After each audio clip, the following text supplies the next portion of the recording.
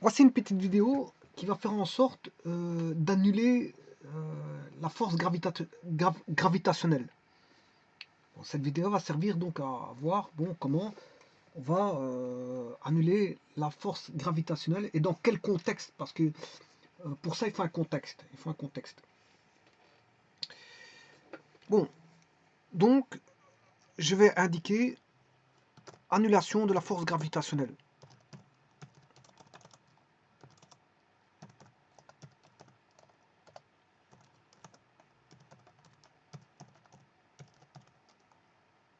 Dans quel contexte on peut annuler la force gravitationnelle?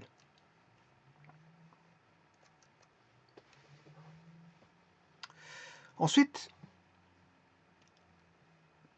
et ça c'est plutôt, on va dire, de style philosophique, c'est une remarque que je ferai, c'est que, bon, l'être humain s'intéresse beaucoup à ce qui l'entoure.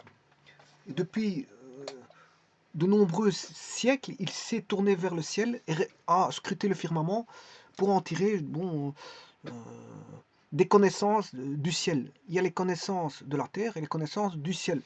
Sachez que la terre n'est qu'un un lieu particulier de l'univers, c'est-à-dire que la terre n'est qu'un inscrit dans un domaine qu'est l'univers. Dans ce domaine est inscrit bien sûr les lois régies par l'univers. Maintenant, est-ce qu'il n'y a pas un domaine externe qui fait en sorte qu'on est en dehors des lois de l'univers? Tout est possible. Tout est possible parce que personne ne connaît euh, bon, la grandiloquence et l'immensité de l'univers. Personne n'en connaît les confins. Personne n'en connaît les confins. Donc, ce qu'on sait, c'est que dans l'univers, on a les lois qui sont les lois de la physique sont applicables dans ce domaine. Lois de la physique sont applicables dans ce domaine. Et la Terre n'est qu'un domaine particulier de l'univers. Enfin, c'est un sous-domaine. Donc, la Terre fait partie de l'univers. Comme il y a des lois générales de la physique qui sont universelles pour le domaine universel de l'universalité voilà, de l'espace, eh bien, la Terre n'est qu'une partie intégrante de cette universalité. Donc, on peut dire que la Terre est la Terre a ses lois de la physique comme l'univers a ses lois de la physique. Et elles sont identiques. Les lois de la physique sont identiques sur Terre et dans l'univers. Maintenant, encore faut-il, si on dépasse peut-être les confins de cet espace domanial, peut-être qu'il y a des lois qui ne sont pas inscriptibles dans les lois de la physique. Donc, et là, tout est une question de savoir si est-ce que l'univers est infini. Il y a deux cas de figure. L'univers peut être fini ou infini. Soit il est fini, ou soit il est infini. On a une chance sur deux de se tromper. On n'a pas beaucoup de chances de se tromper. Hein. On aurait une tort. On a une chance sur deux d'avoir tort, une chance sur deux d'avoir raison. 50% d'avoir raison, 50% d'avoir tort. En disant qu'il est soit fini ou soit infini. Donc si on a 50-50, si je dis qu'il est fini et infini en même temps, bon, ça n'a aucun sens. Donc ça s'exclut mutuellement, soit il est fini, soit il est infini. Mais il n'est pas fini et infini en même temps. S'il serait fini et infini en même temps, on a sûr et certain d'avoir raison, mais ça s'exclut. C'est deux notions qui s'excluent. L'infinitude et l'infinitude s'excluent, ils s'excluent mutuellement. Donc, dans ce cadre-là, l'être humain a toujours voulu connaître donc, les lois qui sont en relation avec l'universalité de ce qui l'entourait, en scrutant le firmament au travers de différents savants par des méthodes aussi bien, euh, euh, on va dire, infimes, comme les premiers cas de figure d'observation du ciel, euh, par des moyens de bord. Et puis, avec les connaissances et comment est-ce qu'on appelle ça, les appareils technologiques que nous possédons donc à l'heure actuelle, eh bien, on est très loin, très loin bon, de ce que utilisaient nos ancêtres. Et les connaissances sont d'autant plus accrues et l'acquisition de données par rapport à nos ancêtres sont d'autant plus phénoménales puisqu'en fait, grâce aux appareils, on peut scruter le ciel de différents horizons du ciel. Bon, ça c'est d'une chose, différents domaines du ciel, différents domaines de l'espace, mais aussi on sait aller le percer par, en envoyant voilà, en envoyant euh,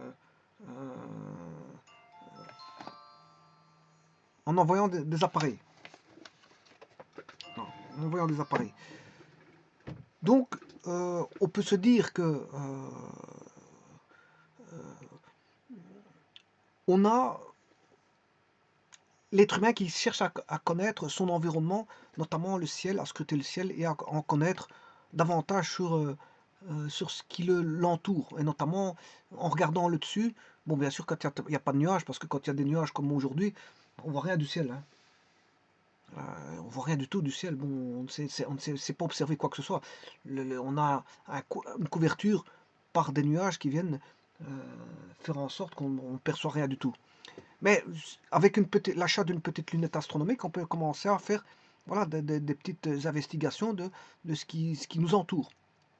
De ce qui nous entoure. Et l'être humain a outrepassé même ce stade parce qu'il a voulu en connaître davantage sur les planètes notamment du système solaire, en connaissant le maximum de ce qu'on pouvait tirer comme connaissance. De quoi étaient composées ces planètes, comment était leur mouvement et la masse de ces planètes. Bon, maintenant vous allez me dire, quel est l'intérêt de connaître une masse? Eh bien, l'intérêt de connaître une masse, ben, ça fait partie des données qu'on peut recueillir euh, quand on fait des études voilà, de l'espace. L'étude de l'espace fait en sorte qu'on a envie de rechercher pas mal d'éléments dans l'espace. Alors vous allez me dire, ouais, mais quelqu'un qui a une habitation, pourquoi savoir le poids de l'habitation? Ça n'a aucun sens de connaître le poids de l'habitation. Oui, je suis d'accord avec vous, mais une habitation, on peut la mesurer par son espace, c'est-à-dire par les volumes de différentes pièces et le volume total de l'habitation. Donc on ne va pas en retirer des renseignements de masse, mais plutôt un renseignement de volume, d'espacement. Les habitations, on parle en termes de volume, on ne parle pas en termes de poids, enfin en termes de masse ou de poids. Par contre, on a envie de savoir ce que pèse, enfin ce que mesure en tant que masse une planète.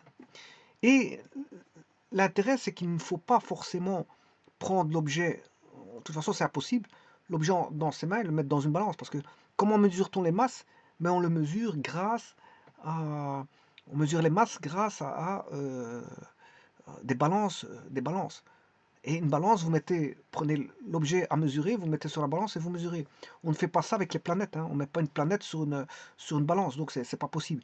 Donc, ce qui veut dire que la masse des planètes a été calculée tout bonnement. Par des artifices voilà, de relations qui peut exister dans les relations que les grands savants ont découvert, parce que ce sont des découvertes, ils n'ont rien inventé, ils ont découvert. C'est ça qu'il faut savoir. Ils ont observé la nature et ils ont fait ressortir les relations qui existent dans la nature. Ils n'ont rien inventé. Voilà, quand on dit une loi 2, la loi 2 qui traitant l'espace, c'est pas des lois inventées, ce sont des lois tirées de l'observation. Et donc, on sait bien que justement c'est tiré de l'observation, donc ce sont des lois généralistes, universalistes, puisque c'est tiré de quelque chose qui provient de la nature. Donc, euh, ces lois proviennent de la nature, donc elles retournent à la nature. Elles appartiennent à la nature, elles n'appartiennent pas à un être humain. Maintenant, on a le mérite qu'un être humain a découvert que les lois cachées, parce que les lois sont cachées, il faut aller les rechercher, pas voilà, par le fait de faire voilà, des laboratoires, par le fait de l'observation, par le fait de faire des actions bien précises, des actions bien précises, de faire des calculs, de faire voilà, de s'intéresser à. Une fois qu'on s'intéresse à et qu'on va au fin fond des choses, ben, on trouve que et les grands savants ont eu cette spécificité, même si parfois certains savants et de nombreux savants n'ont pas fait exprès de trouver certaines choses. Mais en tout cas, ils s'intéressaient à la chose et c'était déjà ça. C'était déjà ça. Alors maintenant, si on s'intéresse, ben, la personne va faire des découvertes. Elle va faire les découvertes de la nature, mais les découvertes sont propres à la nature. Ils ne sont pas propres à un savant. Le savant n'a fait que, enfin c'est déjà beaucoup hein, ce qu'il a fait. Quand je dis il n'a fait que, c'est dans le sens, il a fait qu'une découverte parmi tant d'autres. Mais en tout cas, le mérite lui revient d'avoir à lui seul, ou lui, grâce à lui et par rapport à d'autres personnes qui lui sont venues en aide ou qui sont venues en aide directement ou indirectement par les équations que d'autres personnes ont fait rejaillir, eh bien, ils se sont entraidés. Quelque part, il y a une complémentarité pour que un des savants sorte une nouvelle découverte et on lui attribue la loi. Et je pense, par exemple, aux lois de gravitation universelle. Alors, la loi de la gravitation universelle, eh bien, ce sont des lois qui préexistent. Pourquoi? Parce que il y a l'existence de matière. Qui dit existence de matière, il peut avoir soit existence de matière ou inexistence de matière. Alors si on a l'existence de matière, on a ce qu'on appelle du non-vide. Là, on a le non-vide. Donc c'est comme une théorie des ensembles. On aurait dans cet ensemble-là un ensemble non-vide. Voilà. Et on aurait un ensemble non-vide avec des objets non-vides. Et ces objets non-vides constituent voilà, l'existence. Et alors, on aurait ce qu'on appelle bien sûr du vide. Et là, à ce moment-là, il n'y a rien à voir parce qu'il n'y a rien à entendre, rien à voir. Rien ne peut jaillir de ça puisque c'est une coquille vide. Qu'est-ce que c'est que le vide? Personne ne sait le dire. Tout ce qu'on peut dire, c'est qu'au niveau réflexion, c'est que c'est vide. Voilà, voilà, c'est du non, c'est quelque chose qui n'est pas non vide. C'est quelque chose qui n'est pas non vide. Par rapport à ce qu'on connaît le vide, ben, le vide, par rapport à ce qu'on connaît le non vide, ben, le vide c'est quelque chose qui n'est pas non vide, donc qui est vide. Mais qu'est-ce que c'est imaginer le vide? Personne ne sait le faire. Parce que imaginer quelque chose, c'est déjà imaginer quelque chose, c'est déjà imaginer quelque chose. On ne peut pas imaginer le vide, c'est impossible. Vous avez imaginer du noir, tout ce que vous voulez, mais pas du vide. Voilà, donc quand il y a existence de matière, ça veut dire que la matière existe. Il y a l'existence de matière. Ça veut dire que dès le moment où vous parlez de matière, vous avez parlé de l'existence de matière telles que les électrons et toutes les particules, les antiparticules, ainsi que des, on va dire, euh, comment est-ce qu'on appelle ça, euh, des atomes, des molécules, euh, les atomes formant des molécules et les molécules formant des substances. Alors ça peut être des substances organiques ou inorganiques, peu importe, ça on s'en fout. Voilà. Mais en tout cas, on a l'existence de la chimie, et donc qui dit chimie dit matière, qui dit matière dit quantité de matière. Et qui dit quantité de matière dit bien sûr masse, d'office, dit masse. Donc ça veut dire que là, dans la science, que vous avez de la matière, vous avez de la masse. De la masse. Donc c'est une propriété de la matière. Alors, comme j'ai toujours dit, vous allez me dire, ouais, mais à quoi elle sert la matière? Mais si vous prenez un crayon ici, le crayon que j'ai ici sur Paint, vous allez me dire à quoi il sert? Ben, il sert à dessiner. Ben, à quoi ça sert la masse? Ben, c'est une propriété intrinsèque bon, qui sert à beaucoup de choses. Parce que si vous ne définissez pas la masse, vous ne savez pas définir le poids. Si vous ne définissez pas le poids, ça veut dire que vous n'avez pas de champ de force. Si vous n'avez pas de champ de force, mais c'est que bon, vous êtes dans le vide. Voilà, là vraiment, vous avez remarqué qu'il n'y a rien qui existe. Il n'y a pas de champ de force, il n'y a pas de potentiel, il y a rien. Il y a rien. Donc ça s'appelle le vide. S'il n'y a pas de masse, voilà, s'il n'y a pas de masse, l'existence de masse, c'est qu'il y a un vide. Voilà. Donc, qu'est-ce qu'on va dire ici? Eh bien, on a l'existence d'une masse. Maintenant, la masse peut exister avec d'autres masses. Et dès le moment où on a une masse M1 existante avec une masse M2, eh bien, vous avez l'interaction entre les deux masses. Elle concourt à vouloir faire une interaction euh, pour laquelle on aura une force justement d'interaction, l'existence d'une force d'interaction qui sera proportionnelle à M1, proportionnelle à M2, mais bien sûr qui sera bien sûr euh, proportionnelle à l'inverse du carré de la distance. Donc la force sera une question, on va dire, de lieu. C'est-à-dire, si vous mettez une masse en un lieu 1 là, une masse en un lieu 2 là, eh bien, la géométrie du lieu fera qu'on aura une distance entre les deux masses, et la distance entre les deux masses va intervenir dans la notion de force. Et bien sûr, vous avez ici la constante de Cavendish gamma, ou que vous pouvez appeler G, et là, ça c'est ce qu'on appelle la force de gravitation universelle. La force de gravitation universelle.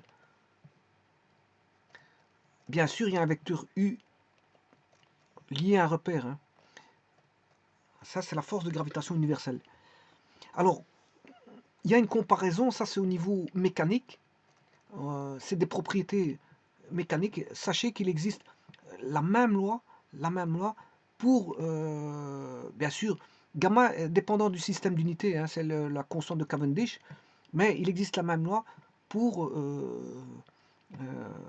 les charges. On a Q1, Q2, on aura les forces de Coulomb.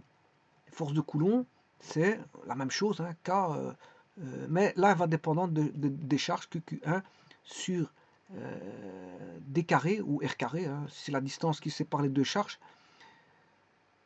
Voilà, toujours avec un vecteur unitaire de base que j'appelle U. Et alors, la différence entre les deux, c'est que les charges Q1 et Q2 peuvent être soit attractives si elles sont de même signe, enfin, de signe contraire, je m'excuse. Par exemple, si vous avez une charge plus Q1, lui moins, les charges vont s'attirer. Si vous avez moins, plus, les charges vont s'attirer.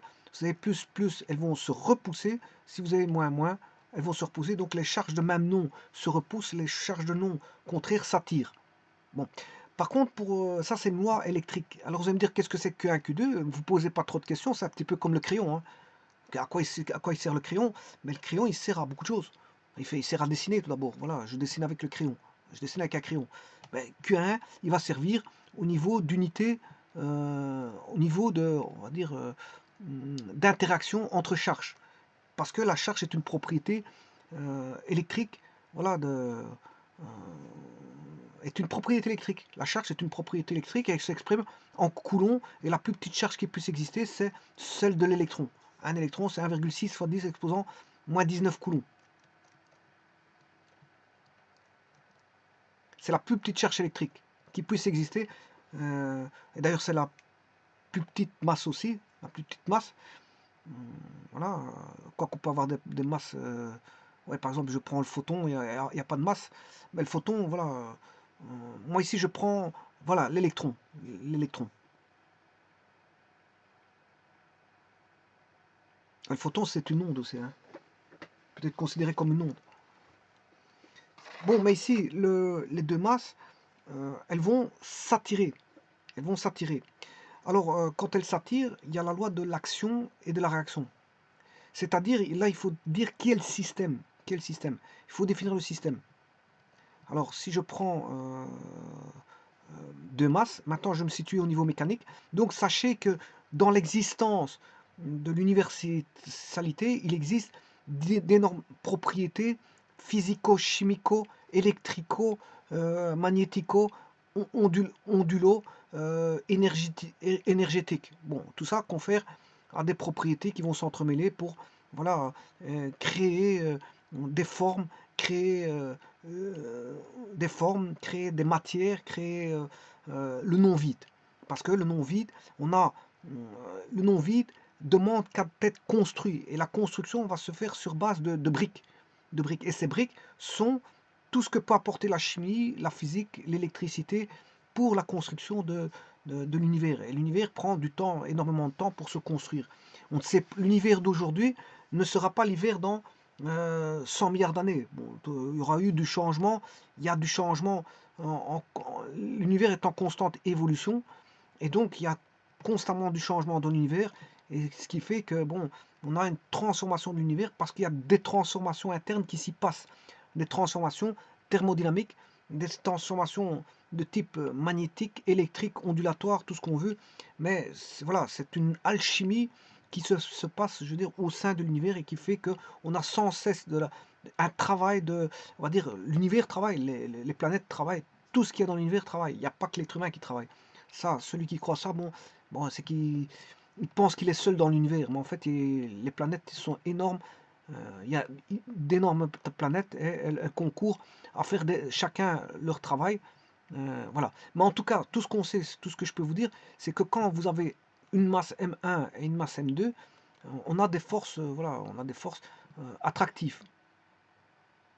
Elles vont s'attirer, elles non pas répulsives. C'est pas comme les charges électriques où il y a la répulsion qui est possible. Ici, on a, bien sûr, elles vont. Euh, ici, j'ai pris des masses ponctuelles. Hein. C'est des masses qui, voilà, toute la masse est concentrée en un point. Ce sont des masses ponctuelles. Voilà. Donc, si j'ai une force F1 là, eh bien, on a la loi de l'action est égale à la loi de réaction. C'est une des lois de Newton. On a F2. Voilà, F2. Alors, tout dépend qui est le système. Qui est le système. Si je prends le système qui est M2, la masse ponctuelle M2, qu'est-ce que je vais dire? Mais que je vais dire quoi? Mais que on a l'interaction F1 est une force extérieure. F1 est une force extérieure. Voilà, F1 est une force extérieure si je prends le système qui est M2. Donc le système, si c'est ceci, ben, on va dire que F1 est une force extérieure.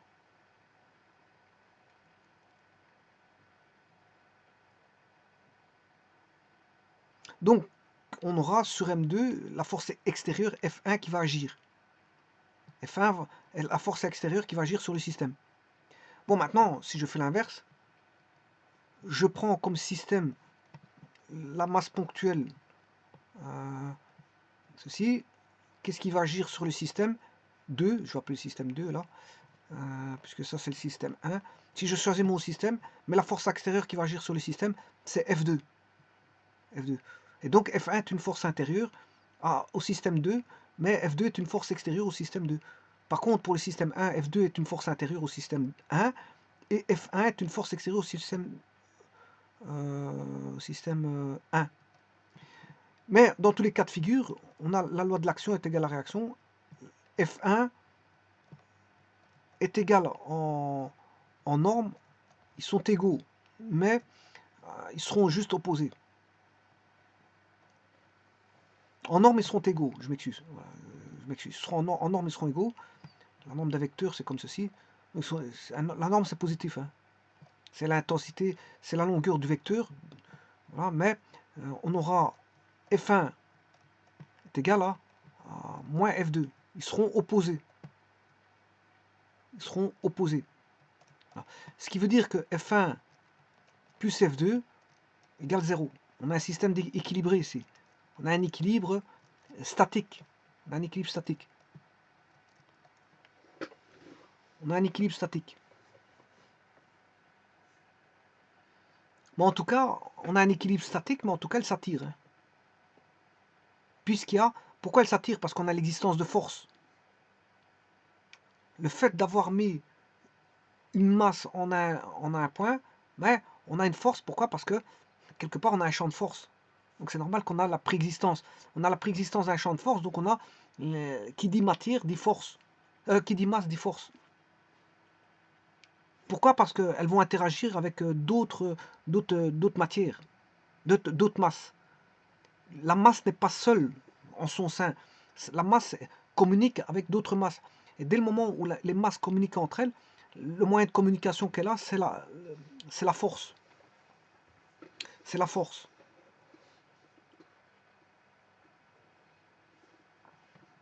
C'est la force.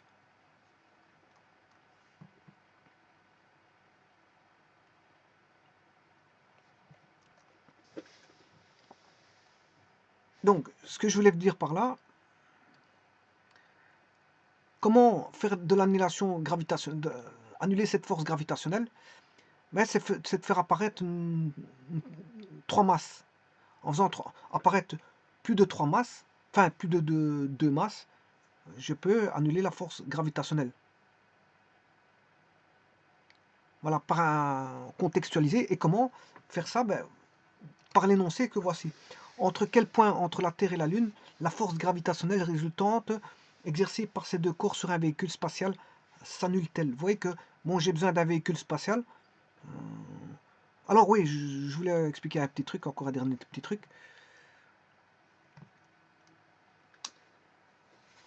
Ce que je voulais dire, c'est que il existe la masse gravitationnelle et la masse inerte, hein. Voilà. Donc je vous rappelle, on a ce qu'on appelle une certaine quantité. Bon, ça je le ferai ça se fait avec des ressorts. C'est un espèce de dynamomètre, parce que le dynamomètre mesure les poids, mais il peut mesurer aussi les forces pour lesquelles il y a des accélérations, sur lesquelles on peut communiquer à une masse une accélération au travers d'un ressort. Et donc le ressort va être tiré par une certaine force, on tire avec une certaine force, et on peut mesurer la difficulté à l'aide d'une force de tirer un ressort, enfin de retirer via un ressort. Bon, on tire avec une force. Bon, je vais mettre le dessin, voilà, ça va être plus facile. Je tire sur un ressort avec une certaine force et je vais communiquer à la masse une forme d'accélération. Alors pourquoi on a une forme d'accélération? Parce que la première loi de Newton, elle dit que euh, c'est une loi de conservation. Donc je vais l'écrire ici. La première loi de Newton,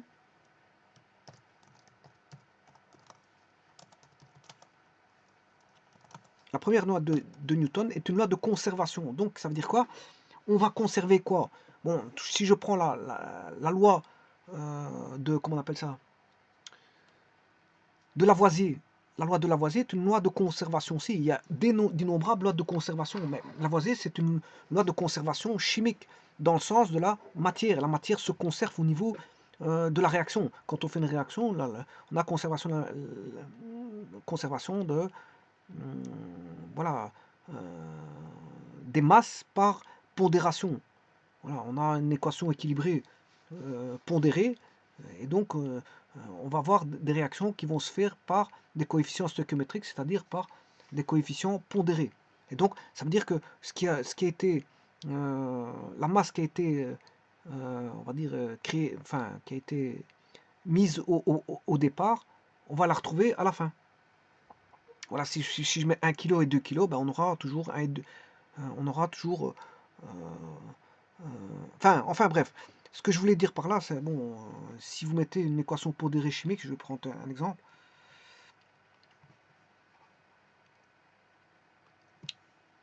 On va mettre X mol d'un produit que j'appelle A, plus Y mol d'un produit, enfin d'une molécule B, va donner, je sais pas moi, Z mol d'une molécule C. Voilà. Et il y a conservation de la matière au niveau des coefficients stoichiométriques des moles. C'est juste ça. Donc c'est une loi de conservation, si vous voulez, de la matière. Mais ici, on n'est pas dans une loi de conservation de la matière, on est dans une loi de conservation de euh,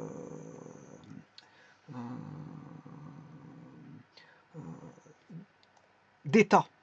Loi de conservation d'état. Alors, il existe d'autres lois de conservation, hein, comme par exemple la loi de conservation de l'énergie. Il y a beaucoup de lois de conservation. Les lois de conservation sont multiples et variées. Et les lois de conservation concourent justement aux règles, aux lois de l'universalité, bon, euh, que les lois que donne la nature. Dans la plupart des lois de la nature, on retrouve beaucoup de lois consacrées à la conservation de la matière, conservation de l'énergie, conservation euh, des États. Alors qu'est-ce que j'appelle l'État? Mais justement, la conservation de l'État, c'est c'est Newton qui a défini justement la loi de conservation de l'État. Si tout corps, qui possède une masse conserve son... Ah ouais, quand je dis masse, ça peut être une petite masse ou un astre, hein. N'allez pas entrevoir. Et des astres, il y a des astres immenses, immenses, de l'immensité, hein. Bon, un astre n'est pas l'autre. Il y a des grandeurs de masse impensables. Voilà, voilà. Vous voyez le Soleil, bon, il y a des planètes qui sont, je sais pas combien de fois le Soleil. Donc n'entrevoyez pas que le Soleil, c'est tout petit par rapport à... Il y a des astres, voilà. immense, d'une immensité incroyable. Donc dans l'univers, bon, on n'allait pas croire que quand je parle de masse, c'est peut-être 1 kilo, 2 kilos. Non, c'est valable, c'est une loi universelle, c'est valable pour des petites masses de cacahuètes, comme c'est valable pour les grandes masses. Donc c'est une loi universelle. Alors, donc là, c'est une loi de conservation de l'état, c'est-à-dire que tout corps conserve son état de repos ou de mouvement rectiligne uniforme, donc son MRU, si aucune force n'agit sur lui. Donc vous voyez que euh, on n'a pas, si le corps est immobile, il reste immobile s'il n'y a aucune force qui agit sur lui. Mais si il est en MRU, pour l'arrêter, ben, il faut faire agir une force. Donc dans tous les cas de figure, il faut faire agir une force pour modifier son état.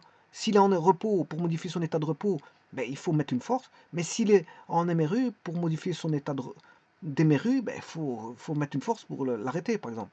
Ou pour l'accélérer. Pourquoi pas?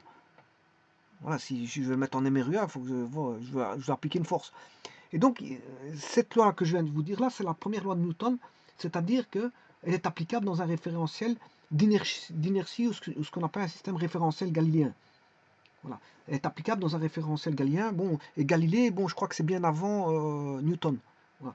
Alors, sachez que, par exemple, trois étoiles fixes forment un très bon système de référence galiléen. Trois étoiles fixes.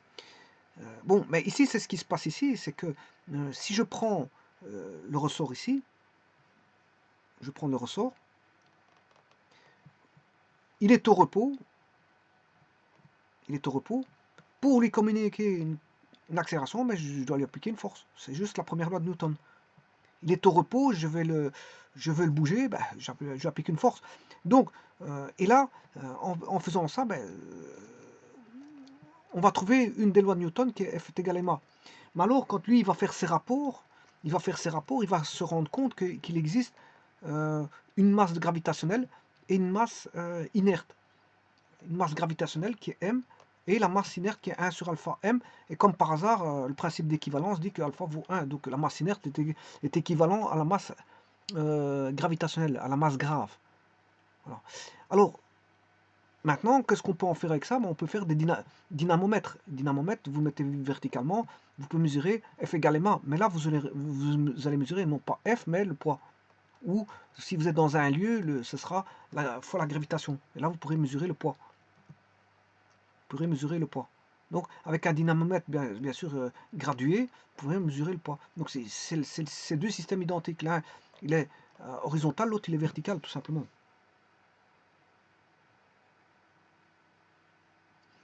Donc, je ne sais pas pourquoi je parlais de ça. Je voulais dire que on a une loi de conservation de l'état de repos et du MRU, pour autant qu'il n'y a aucune force qui agisse. Mais si dès le moment où il y a des forces qui agissent, hein, ça va nous donner, bon, on va avoir voilà, la loi de Newton qui est on va dire,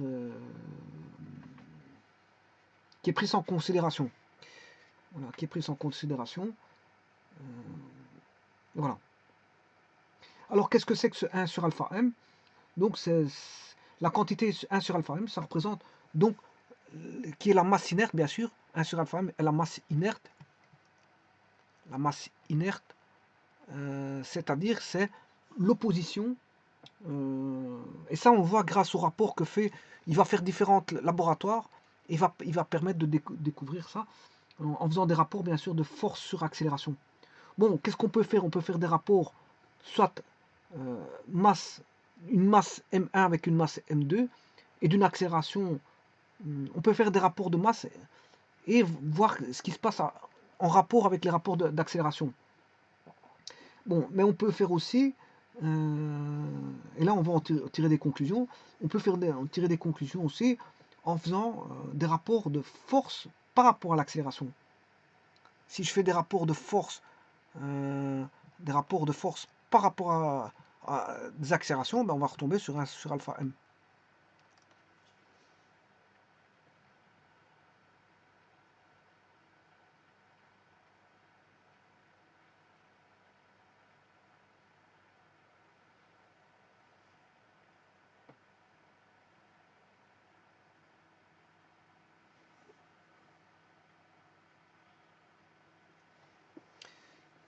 Voilà, donc ce que je voulais vous dire ici, c'est que c'est une loi de conservation. C'est une loi de conservation. C'est une loi de conservation. Donc, vous voyez qu'on a la préexistence de matière. Cette matière-là fait en sorte qu'on a des masses. Comme on a un champ de force, ben, il y a l'existence de force et on aura l'interaction de force entre masses. Entre masses, on a des interactions de force entre masses. Donc, qui dit plusieurs masses dit force. Qui dit force dit champ de force. Donc, on a des interactions de masse. Et les interactions de masse sont décrites par une loi qui est, je ne sais pas ce que je l'ai mis, là, ici, elle est là. Les interactions de masse, c'est ceci. M1, M2 sur D carré fois U, et l'autre, bon, c'est équivalent, en gros, à ce qu'on voit, on peut remarquer dans les lois de Coulomb. Simplement, là-bas, les cas, là, c'est la constante de Cavendish. Là, c'est une constante 1 sur 4 pi epsilon 0, 1 sur 4 pi epsilon 0. Voilà, Q1 fois Q2 sur D carré. Mais en tout cas, ce sont des lois qui sont de type géométrique, de type, bien sûr, propriété de matière. Dans le cas de la mécanique, ici, c'est la propriété de la matière seront les masses. Dans le cas de l'électricité, la propriété de la matière seront les charges. L'interaction entre deux masses pour la mécanique, l'interaction entre deux charges pour l'électricité. Maintenant, il y a un point de vue constant qui dépend de comment on appelle ça, du système d'unité, mais surtout, on a, affaire à, si vous voulez, la force sera dépendante de ses propriétés d'interaction, mais va dépendre de la distance. Donc on a un point de vue géométrique qui va entrer en jeu, c'est la distance. Et je dirais même peu, c'est le carré de la distance, le carré de la distance. Donc les forces gravitationnelles sont de l'ordre du carré de la distance, sont de l'ordre du carré de la distance, et non pas de la distance, sont de l'ordre du carré de la distance. Je dirais, quand je dis sont de l'ordre du carré de la distance, je dirais même plus sont de l'ordre de l'inverse du carré de la distance, que ce soit les forces gravitationnelles, F de G, ou les forces de Coulomb. Tous les deux sont de l'ordre de l'inverse du carré de la distance, de l'inverse du carré de la distance. Donc, ça veut dire que plus la masse elle est importante ici, M1 ou M2, plus ils sont importants, plus la force est grande. Hein. Plus la distance est petite, et plus la force d'interaction est grande. Hein. Ici, c'est pareil. Plus la distance est petite, plus la force de Coulomb est importante, et plus les charges sont importantes, et plus les forces sont importantes. Donc, en fait, on a affaire des propriétés qui vont jouer sur les forces. On a affaire des propriétés qui sont des propriétés de masse et de distance qui vont faire en sorte d'accroître cette grandeur de force ou de la diminuer. Donc on a voilà, qu'est-ce qui fait que la force sera grande ou petite? Ben, elle sera liée à la force de gravitation sera liée voilà, aux masses en présence et bien sûr de la distance pour lesquelles les masses sont. Donc vous voyez qu'il y a une notion de force qui apparaît parce qu'il y a l'existence de masse et parce que ces masses sont dans un environnement géométrique et dans lequel il y a une certaine distance. Et cet environnement géométrique n'est rien d'autre que l'espace. Donc, ça veut dire que deux masses préexistantes dans l'espace créent une force. Deux masses créées dans l'espace, créent des forces. Donc, vous pouvez entrevoir que dans l'espace, c'est bourré de force. Donc, on a bien un champ de force. C'est bourré de force parce qu'on a bourré de masse. C'est rempli de masse. Des grands, des petits, on a tout ce qu'on veut. Mais en tout cas, on a le non-vide. S'il y a le non-vide, c'est qu'il y a des masses. S'il y a des masses, c'est qu'il y a des interactions de force parce qu'on est dans un espace géométrique. Chacune des masses interagissent entre elles avec des distances données. Aussi éloignées soient-elles, les distances, on a des interactions de force. Maintenant, bien sûr, vous comprendrez que ces distances vaut infini. Bien sûr, on tend vers l'infini ici, la force tendra vers zéro. Hein. Ça, vous aurez compris ça. Si les distances sont immenses, ben, l'interaction de force concourt à tendre vers zéro. À tendre vers zéro. Bon, ça c'est un cas de figure. Quand est-ce que l'interaction de force sera zéro? Mais c'est quand on aura des distances immenses, d'une immensité qu'on pourrait dire elle tend vers une limite tendant vers l'infini. Bon, ça c'est une chose. Alors maintenant, avoir égal 0, c'est aussi dire qu'une des masses vaut 0, mais ça veut dire qu'il y a une masse qui n'existe pas. Hein. S'il y a une masse qui n'existe pas, si la masse M1 vaut 0, Bref. Mais j'ai une masse M2 toute seule, donc j'ai pas d'interaction de force, j'aurai 0. Donc ça, c'est un deuxième cas de figure. Mais maintenant, comment avoir 0? Ben, voilà. Entre quel point entre la Terre et la Lune, la force gravitationnelle résultant exercée par ces deux corps sur un véhicule spatial s'annule-t-elle? Ben, c'est de faire ça. Si vous faites ça, vous allez avoir 0. Si vous faites ça, vous allez avoir 0. Comme il est décrit. Comme il est décrit. Ben, je vais faire cet exercice alors. On suppose que la masse de la Terre, bon, ça aura à voir avec avec l'interaction des masses, bien sûr. Et comme on a la Terre, je vous rappelle que Terre, c'est avec une majuscule, hein, et Lune, c'est avec une majuscule aussi. Les planètes, c'est comme ça, elles sont considérées comme voilà, des noms propres. La Terre, la Lune, Jupiter, Vénus, voilà, Uranus, Neptune, voilà, vous avez les 12 planètes, je crois. 12 planètes, bon, je ne sais pas si je peux les citer, que j'en oublie pas aucune. Il y a la Terre, la Lune, Vénus, Uranus, Neptune, Mercure, Pluton, la Terre, bien sûr. La Terre, je l'ai dit. Jupiter, je l'ai dit. Jupiter, Pluton, Jupiter, Mars, Neptune, Uranus, Vénus, la Terre, la Lune, ça n'a rien à voir, c'est un satellite de la Terre.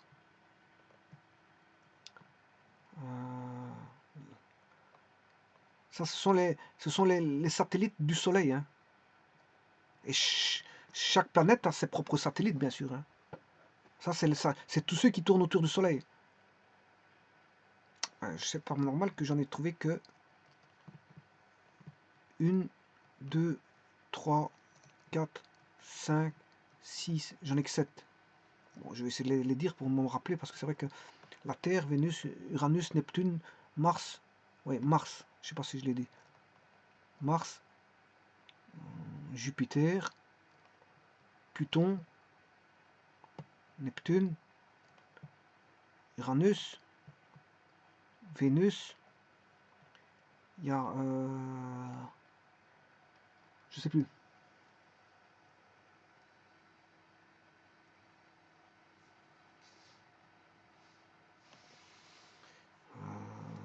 Il y a... Enfin, bref. Je ne me rappelle plus.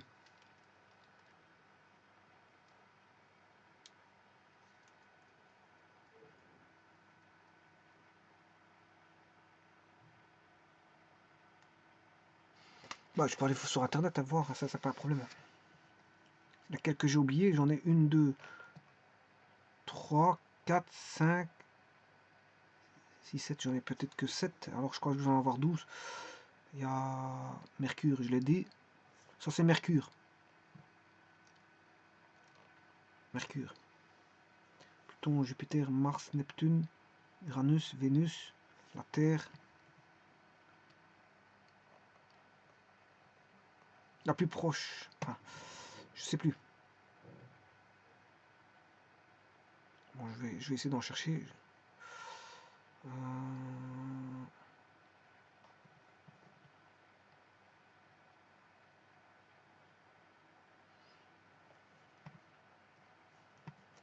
Je vais aller voir les planètes.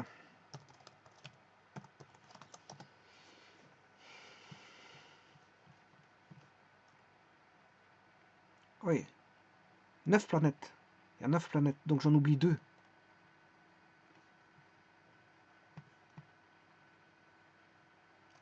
Oui, il y a celle avec la grande boucle, il y a Saturne. C'est ça, Saturne.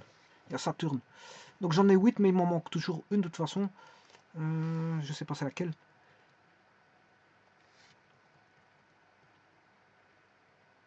Mercure, je l'ai dit. Vénus, je l'ai dit. Terre, je l'ai dit. Mars, je l'ai dit. Jupiter, je l'ai dit. Saturne, je l'ai dit. Uranus, Neptune, enfin, il y en avait que 8. Je pensais qu'il y en avait 12, mais en fait, voilà, ils sont 8. Je regarde encore une fois.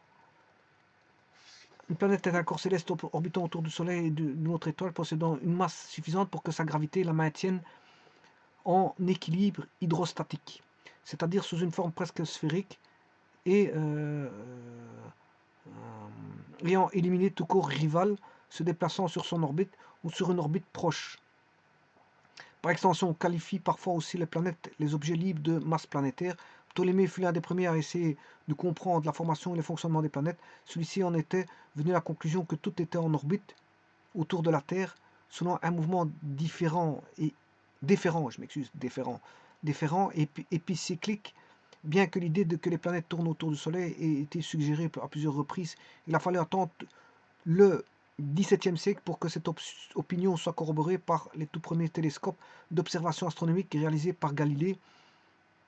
Par la suite, une analyse minutieuse des données d'observation mène Johannes Kepler à trouver que les orbites des planètes ne sont pas circulaires, mais bien elliptiques. Il n'existe pas de définition officielle générale du mot planète, hormis une définition de travail de l'Union astronomique internationale UAI, datant de 2002 et modifiée en 2003. Bon, et pour ça, vous pouvez lire. Mais, en fait, je crois qu'il y a 8 planètes. Hein.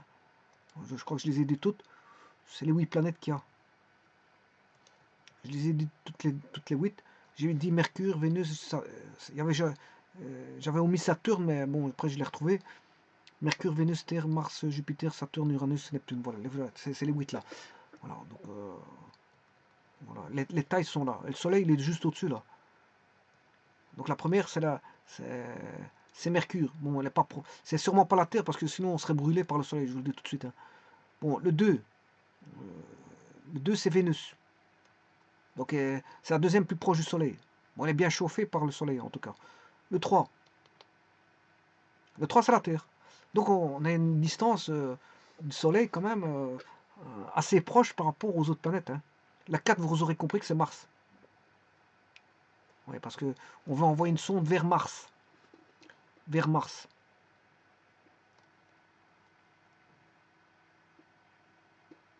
Alors, vers Mars, on s'éloigne du Soleil. Si on devait aller vers Vénus, on se rapproche du Soleil. Donc pour les appareils, ça devient difficile parce que c'est fort chaud. Hein. Bon, alors aller vers Vénus, vers Mercure, je m'excuse, vers Mercure, là, ça doit chauffer. Les appareils de, voilà, je ne sais pas s'ils vont arriver jusque-là, il faut faire des appareils spécifiques qui vont supporter une chaleur proche du Soleil hein, pour euh, pour Mercure. Alors, la Terre, c'est celui qui est en équilibre harmonieux par rapport aux autres, parce qu'en fait, elle permet la vie, parce qu'elle est une situation très bien mise, de telle manière à ce que on a de l'eau, là, très bien située. Elle est située vraiment à, on va dire, à une ellipse, enfin, comment on appelle ça, une orbite, et qui permet d'avoir de l'eau, et donc d'avoir la vie. Bon, le 4, c'est Mars, et là, on commence à s'éloigner, le 5, on est éloigné du Soleil. Alors, le 5, vous aurez compris, c'est une des plus grosses planètes de notre système solaire. Le 5, c'est Jupiter, c'est la plus grosse. Et puis, celle avec sa couronne, c'est Saturne. Et puis, le 7, c'est Uranus, je crois. Oui, c'est ça. Et la dernière, c'est Neptune. La toute dernière, c'est Neptune, mais il doit faire vraiment froid sur Neptune, hein, je vous le dis tout de suite. Voilà, bon. Plus on est proche du Soleil, plus il fait chaud, plus on est éloigné du Soleil, plus il fait froid. Ça, c'est évident. Et alors, la couronne, là, c'est des gaz. C'est des gaz. Voilà. Donc, ça, ce sont les 8. 1, 2, 3, 4, 5, 6, 7, 8. Ouais. On en a 8. C'est les 8 planètes qui sont qui orbitent autour du système solaire. Donc, ils orbitent autour du système autour du Soleil, je m'excuse, autour du Soleil. Parce que le système solaire, c'est les 8 planètes avec le Soleil, bien sûr. Le Soleil étant le centre, et toutes les autres planètes tournent autour. Voilà, ça c'est le système solaire, c'est les planètes avec le Soleil. Par contre, les planètes orbitent autour du Soleil. Dans ce cas-ci, c'est le système solaire, donc les planètes orbitent autour du Soleil. Mais il existe d'autres planètes, qui orbitent autour d'autres étoiles. Voilà, on a des planètes qui orbitent sur une autre étoile. Il n'y a pas que le Soleil comme étoile. Hein. Le Soleil, c'est une petite étoile de rien du tout, hein, je vous le dis tout de suite. Le Soleil, c'est tout petit. Hein. Comparé à d'autres étoiles, ça n'a rien à voir. Hein. Le Soleil est une très petite étoile, hein, et très proche. Très proche, alors que bon... le Soleil, c'est une partie, on va dire une partie d'étoile, on va dire. Une partie d'étoile. Parce que les étoiles, c'est immense, c'est terrible. Hein. C'est immense, immense. Bon, ceci étant dit, ce que je vais faire l'exercice. Voilà. Bon, ça je vais enlever. Donc je vous disais que les planètes du Soleil possèdent une lettre majuscule. Alors on demande en quel point entre la Terre et la Lune, la force gravitationnelle résultante exercée par ces deux corps sur un véhicule spatial s'annule-t-elle. Donc il y a moyen d'annuler la force gravitationnelle sur un véhicule spatial. Donc c'est ce que je vais faire, je vais dessiner un véhicule spatial et bien sûr mettre la Lune et la Terre.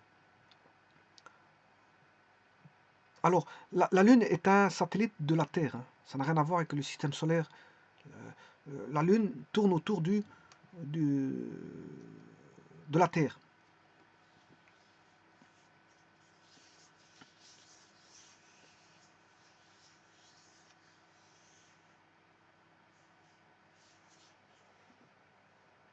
Alors, la Terre tourne sur elle-même en 24 heures. La Terre tourne sur elle-même en 24 heures. Et la Terre tourne autour du Soleil en une année. Et toutes les planètes ne font pas cette période-là, hein. C'est pas tout à fait. Chaque planète fait sa période. Parce que voilà, c'est des plus grandes circonférences. Il y en a qui vont plus vite, il y en a qui vont moins vite. Voilà, c'est différents paramètres qui font que, bon, il y en a qui tournent plus vite, moins vite. Pourquoi? Parce qu'il y en a qui sont plus massifs, il y en a qui sont plus éloignés, donc c'est normal ils doivent faire un plus grand tour. Ben, il y a beaucoup de paramètres qui font en sorte que, pourquoi ils ne tournent pas vite. Et peut-on, même si elle devait tourner vite, qu'est-ce qu'on appelle vite? Qu'est-ce qu'on appelle vite? Le problème il est là, qu'est-ce qu'on appelle vite? Voilà, faudrait voir les vitesses.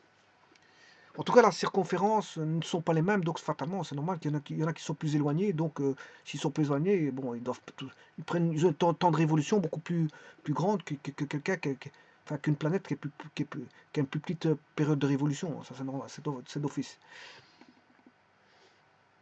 Bon, je vais faire l'exercice. Je vais mettre le vaisseau spatial.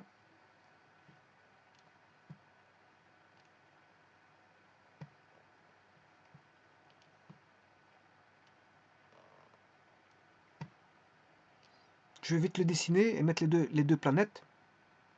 Bon, je sais pas comment est-ce que je peux faire mon vaisseau spatial. Bon, je vais faire comme quand on voit dans une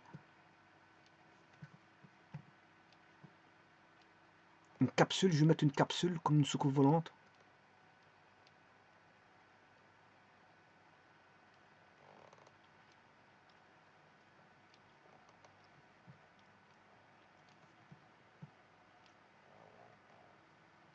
On va mettre une capsule comme ceci.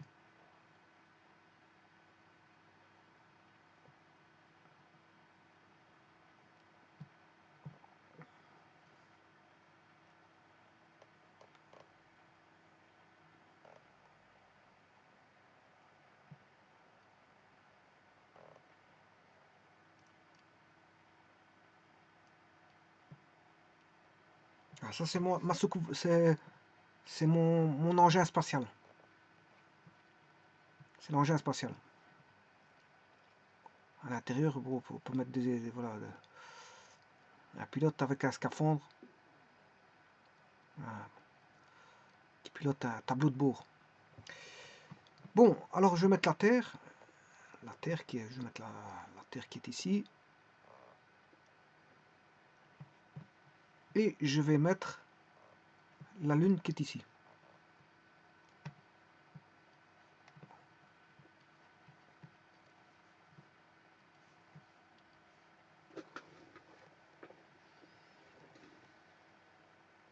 Alors, que dit la force gravitationnelle? Elle s'exerce, si vous voulez, de barycentre à barycentre. Donc la barycentre ici, c'est le centre de gravité. Centre de gravité de quoi?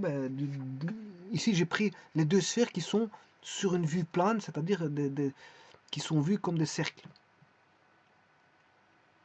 Donc, je vais mettre un centre du cercle. Je vais mettre un centre du cercle ici. Je vais relier les deux cercles en passant par comment on appelle ça, le vaisseau spatial. Voilà. Alors, qu'est-ce qu'on peut dire? Que, bien sûr, ça c'est la Terre, et ça c'est la Lune. Et ça c'est l'engin spatial. Alors, pour avoir 0, qu'est-ce qu'il faut? Que faut-il pour avoir 0? Ben, il faut entrevoir ça sous la forme de force. Ça veut dire que je vais considérer 3 masses, c'est ce que je vous ai dit tout à l'heure. J'ai la masse de la Terre, la masse de la Terre, la masse de l'engin spatial et la masse de la Lune. Alors pour avoir 0, ben, je vais faire des interactions de force tout simplement. Alors sachez que la distance, je vais appeler la distance de là à là, parce que c'est une histoire de distance, je vous le dis tout de suite.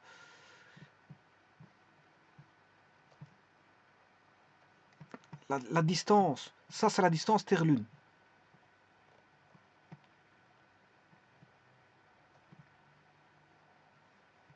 La distance Terre-Lune, elle est là.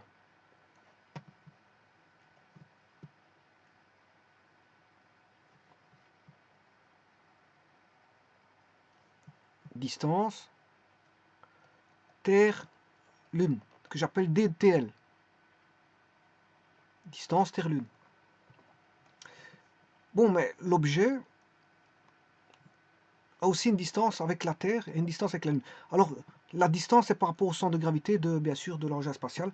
Ici, j'ai pris le centre de gravité qui est le centre du cercle, O. Et là, j'ai pris le centre de gravité de la Lune, O'. Je vais rechercher de nouveau de nouvelles distances. Aller de là, voilà. Ça, c'est la distance que je vais appeler X. C'est une distance X. Ça, c'est la distance X. Donc, je vais appeler la distance X. C'est la distance de l'engin spatial à la Terre ou de la Terre à l'engin spatial. Ensuite, j'ai le complément de distance qui est de l'autre côté. Là, j'ai le complément de distance. Donc, vous voyez, c'est quelque chose les forces seront induites par des masses, mais par des distances.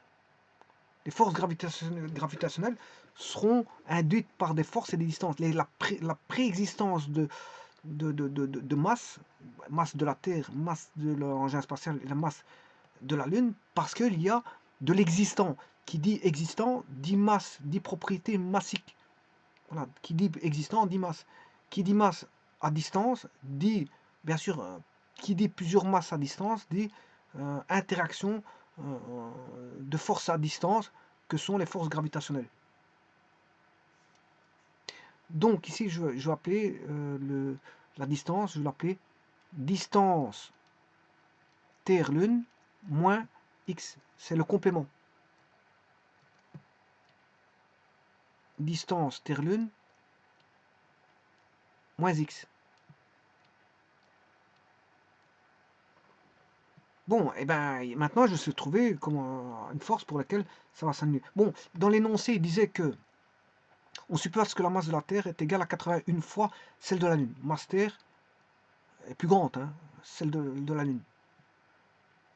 Donc là, je peux dire que donc la masse de la Terre, c'est 81 fois la masse de la Lune. Donc, je peux écrire ici, enfin, j'aurais dû pas l'écrire là, je peux directement l'écrire en dessous, hein, parce que j'ai mis la masse de la Terre.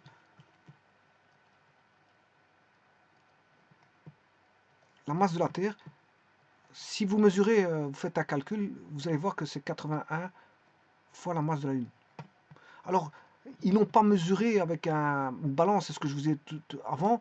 C'est pas pour être ironique que je dis ça, mais c'est pour dire juste tout simplement que ça s'est fait par des calculs et que c'est évident C'est pour vous rendre à l'évidence hum, que pour certaines personnes, si c'est pas évident, je vous mets voilà, j'insiste sans être ironique que voilà, si il y a une masse, on sait qu'il y a un rapport de masse, c'est tout bonnement parce qu'il y a un calcul qui a été fait. C'est pas en prenant une masse qu'on a calculé, puisque vous savez très bien que c'est dans la possibilité de mesurer au travers d'une balance ou quoi que ce soit, ou des appareils, la masse. Comment on va mesurer? Ben, on va faire par des calculs. Tout s'est fait par calcul et pas par mesure. Mais ce qu'il faut savoir, c'est que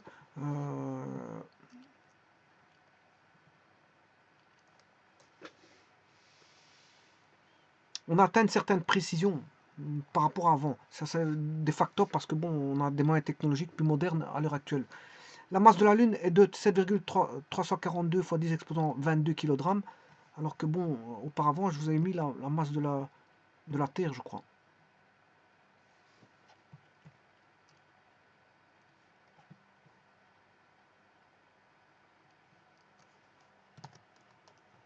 Ouais, la masse de la Terre. La masse de la Terre, c'est 5,972 fois 10 exposant 24 kg. Et la masse de la Lune, ben, c'est 7,342 fois 10 exposant 22. Vous faites le rapport et vous allez voir combien ça fait. C'est 81 une fois la masse de la Terre, c'est 81 fois la masse de la Lune. Donc là, bien sûr, vous aurez compris que la masse de la Terre est beaucoup plus grande. Et ça, vous le saviez, le volume de la Terre est beaucoup plus grand que le volume de la Lune. La Lune est beaucoup plus petite. La masse de la Lune est de 7,342 fois 10 exposant 22 kg, soit 1,23%, 123 sur 10 000 de celle de la Terre. Bon, je prends une machine à calculer. 10 000 sur 123. Je vais le faire avec ceci. 10 000 divisé par 123. Vous voyez, c'est ça, 81, c'est juste. 81,30, donc c'est juste. Il n'y a rien à dire là-dessus. Donc, celle de la Terre, 5,972 fois 10 exposant 24, oui, je l'ai. En fait, j'ai été le chercher, mais en fait, je l'ai. 5,972, 5,972, c'est juste. 10 exposant 24 kg. La première estimation de cette masse a eu lieu au XVIIe siècle, donc 17e, lorsqu'Isaac Newton tenta de déterminer le rapport entre la masse de la Lune et celle du Soleil. Il a voulu trouver par calcul donc le rapport entre la masse de la Lune et celle du Soleil, donc il l'a fait par rapport. Vous voyez, par différents rapports, il s'est trouvé une masse. Hein. Il fait plusieurs rapports, et avec tous ces rapports, il s'est trouvé la masse d'un élément. Voyez, par exemple, il prend la masse Terre-Soleil, masse Terre-Lune, donc il s'est trouvé la masse Soleil-Lune. Le rapport de masse Soleil-Lune. Enfin, ce que je veux dire par là, c'est qu'il s'est mesuré des masses en ayant plusieurs rapports, en faisant un calcul, il s'est voilà, trouvé des masses. Avec des rapports, avec différents rapports, il s'est trouvé des masses. Depuis les techniques s'améliorant, la masse de la Lune est connue avec une très grande précision. Il est clair que avant Isaac Newton n'élabore sa théorie de la gravitation, on n'avait aucune idée de la masse de la Terre, de la Lune ou du Soleil. Donc vous voyez que les masses sont apparues grâce, je veux dire, à Isaac Newton. Grâce à sa théorie de la gravitation, F est égal à G mm' sur d carré, bien sûr, où G c'est sa constante de Cavendish. Je rappelle que la force varie suivant 1 sur d carré, elle varie suivant l'inverse du carré de la distance qui sépare les deux masses. La force est centrale, c'est-à-dire qu'elle agit suivant la droite qui relie les deux corps de masse M et M'. Hein, elle agit suivant la droite qui relie les deux corps de masse M et M'. Et la force est proportionnelle au produit des masses en présence. Donc elle est proportionnelle au produit des masses en présence. Donc on a MM' sur d carré fois la constante de Cavendish, constante de gravitation universelle qui a été trouvée, mesurée expérimentalement en plus par M. Cavendish, qui vaut, vous le savez, je l'ai fait dans l'exercice précédent, 6,67 fois 10 exposant moins 11 newton mètre carré par kilo carré.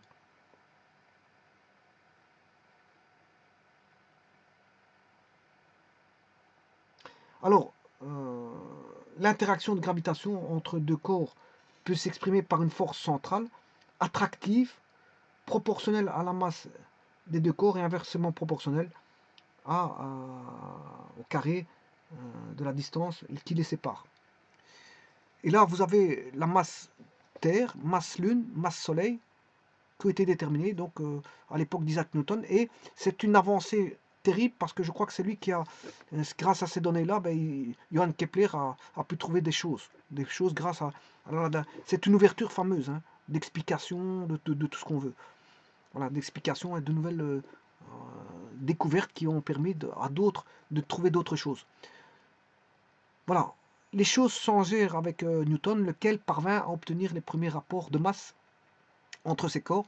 Dans la première édition de Principia, publiée en 1687, il détermine ainsi que la masse du Soleil est 28 700 fois celle de la Terre. Alors je vous rappelle qu'avant ça, il y a Huygens, Huygens qui a trouvé bien sûr la force centrifuge, mv carré sur R, c'est Huygens. Et grâce à Huygens, bon, ils se sont entraidés chacun pour trouver des nouveautés au niveau des lois universelles de l'espace et de la Terre, parce que la Terre est intégrée dans l'espace. Dans la première édition de Principia, voilà, cette valeur peu précise, environ 11,5 fois plus faible que les estimations actuelles, rapport masse Soleil sur masse Terre de 330 000, sera significativement réévalué dans les éditions suivantes.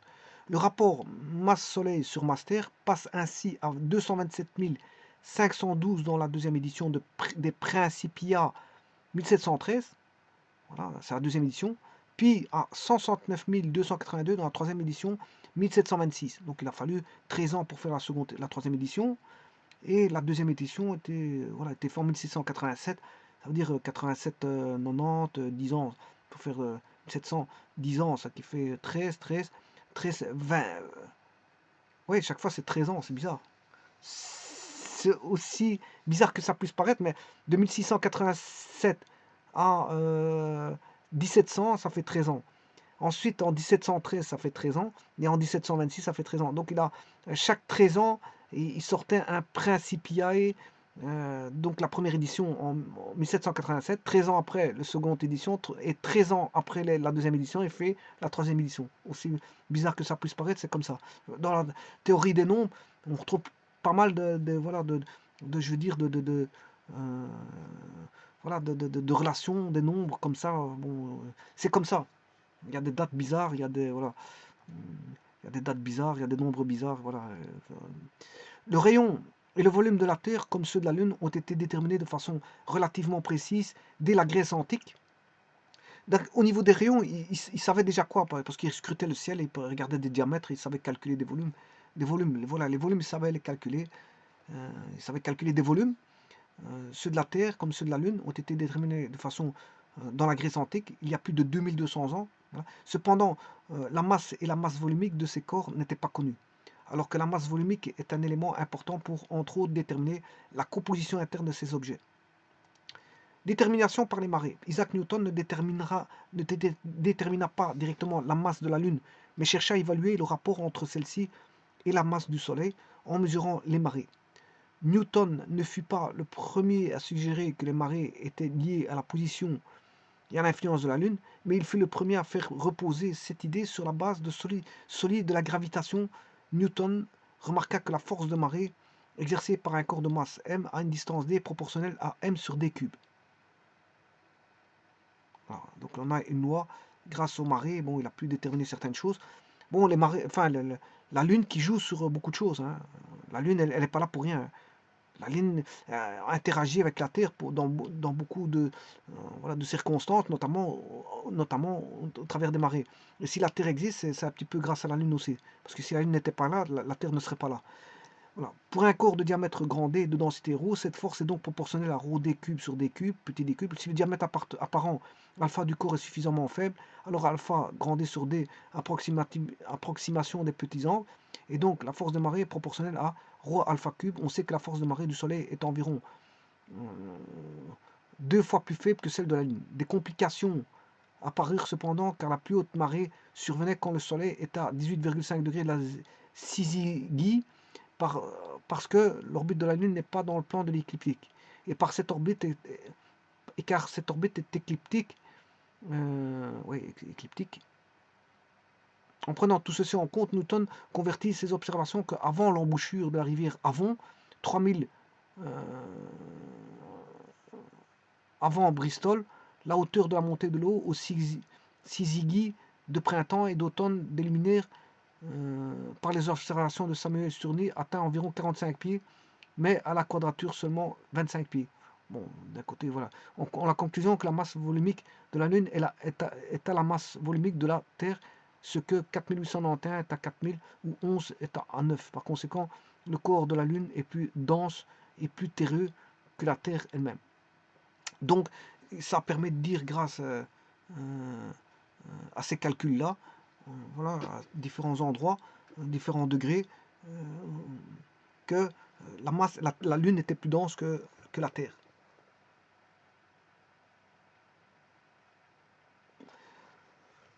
Bon, maintenant, je vais faire mes calculs. Voilà, donc, je vous rappelle qu'est-ce qu'il faut faire. Entre quel point entre la Terre et la Lune, la force gravitationnelle résultant exercée par ces deux corps sur un véhicule spatial s'annule-t-elle? Eh bien, justement, il faut rechercher quand ce que ça s'annule. Alors, pour ça, je vais mettre deux forces. Une force qui va agir sur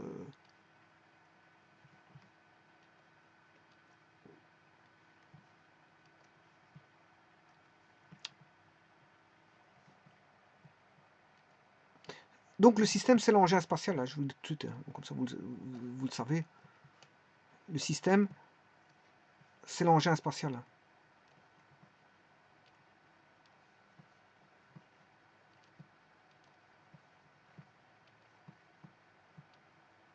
Le système, c'est l'engin spatial.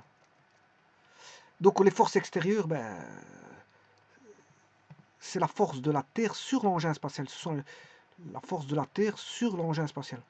Il y a la loi de l'action et de la réaction, mais comme j'évalue les forces extérieures, c'est la force de la Terre qui est extérieure au système sur l'engin spatial. Bon, je vais mettre une autre force qui est ici. Ça, c'est la force de la Lune sur l'engin spatial. La force de la Lune sur l'engin spatial. Eh bien, pour que ça soit nul, c'est assez simple. C'est un équilibre. C'est un bête équilibre. Entre quel point entre la Terre et la Lune, la force gravitationnelle résultant exercée par ces deux corps sur un véhicule spatial s'annule-t-elle?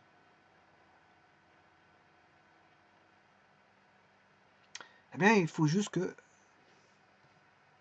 F1 plus F2 égale 0. Enfin, F1 plus F2, ici c'est force. F1, entendons-nous bien, c'est quelle force? C'est la force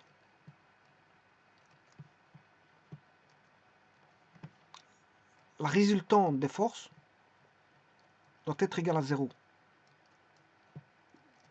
C'est-à-dire que c'est la force Terre sur engin spatial plus la force Lune sur engin spatial doit être égale à 0.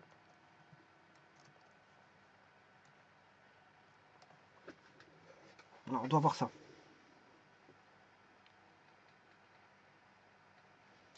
Bon, mais vous savez que c'est deux forces opposées. Hein, ça, vous le voyez bien ici, dans le dessin.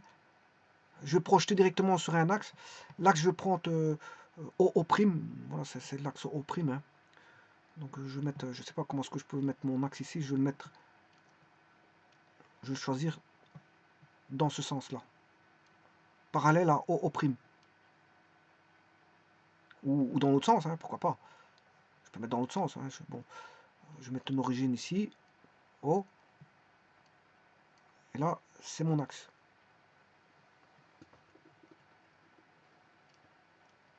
E1. Donc ce qui veut dire que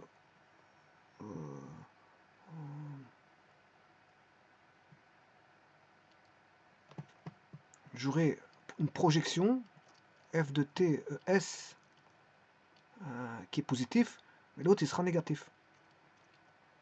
L'une s est négatif. Et là, je projette le 0, ça fait 0. Donc ce qui veut dire que la force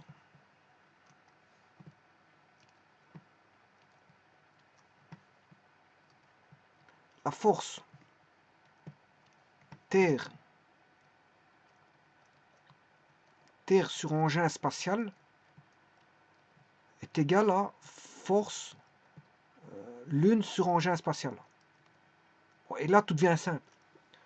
De ces égalités, je vais appliquer les forces d'attraction de Newton. Tout va devenir simple. Puisqu'on a une constante gamma, la masse de la Terre fois la masse de l'engin spatial sur la distance séparant l'engin spatial à la Terre, l'engin spatial à la Terre, c'est ça, qui vaut x. La distance séparant l'engin spatial à la Terre fait x. Par contre, l'autre, ce sera d distance Terre-Lune moins x. Donc, sur x qui est à distance Terre-engin spatial, bien sûr, au carré. Et ça, c'est égal à toujours gamma, la masse de la Lune fois la masse de l'engin spatial sur la distance de la Terre-Lune moins, qui est le complément simplement, c'est le complément au carré. Et là, on va avoir des simplifications très magnifiques. On a gamma, gamma, c'est magnifique, hein, qui dépend du système d'unité. Ça ne dépendra même pas de la masse. Ça ne dépendra même pas de la masse de l'engin spatial. Voilà, donc la masse de l'objet n'interviendra même pas. Voilà. Donc, n'interviendront que les masses Terre et masse Lune. Or, on sait bien qu'il y a un rapport masse Terre, masse Lune de 81. Il y a un rapport masse Lune, masse Terre de 81. Donc, le calcul va être très simple. Le calcul va être très simple parce que on sait que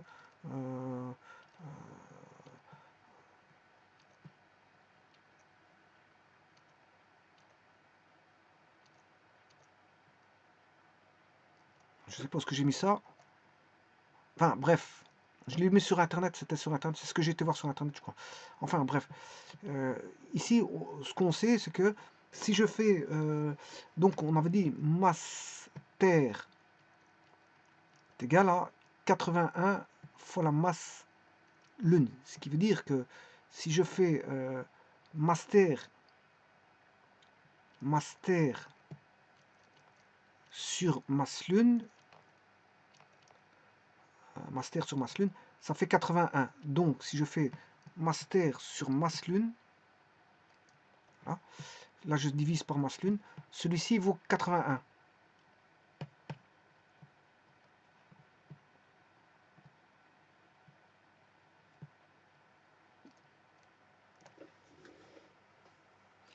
Voilà, et tout devient simple. Hein. Alors, distance Terre-Lune. Est-ce que j'ai besoin de la distance Terre-Lune? Parce que la distance Terre-Lune, il me la faut.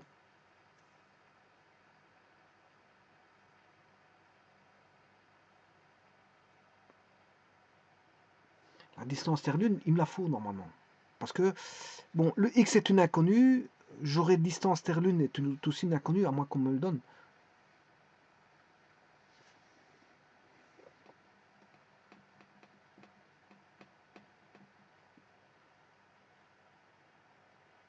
Bon, je ne connais pas la distance Terre-Lune. Hein.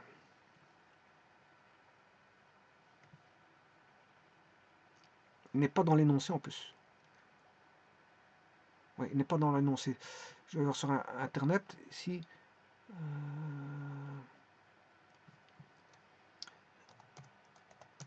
Ça doit être 300 000 km, quelque chose comme ça, hein, 300 000 km. Parce que pour aller sur la Lune, il y a 380 et des 1000 km. Bon, mais je vais quand même aller voir sur Internet. Distance Terre-Lune. 384 400. 384 400, mais je vais travailler avec ça. Ah ben, je vais faire mes calculs, c'est tout bien simple. Hein. Bon, c'est juste une équation qui est 80, je vais la faire en dessous, enfin sur une nouvelle page.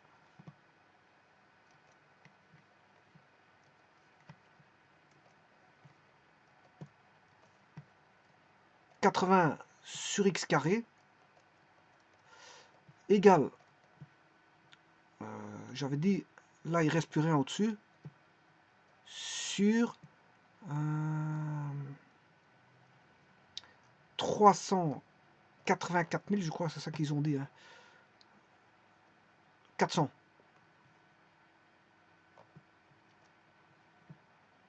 384 400 moins x au carré. Et on aura une équation du second degré, vous en doutez là. Donc on aura 81 384 400 moins x carré. Produit des moyens est égal au produit des extrêmes. J'applique voilà, le produit des moyens, produit en croix si vous voulez, hein, comme ceci. Égal à x carré.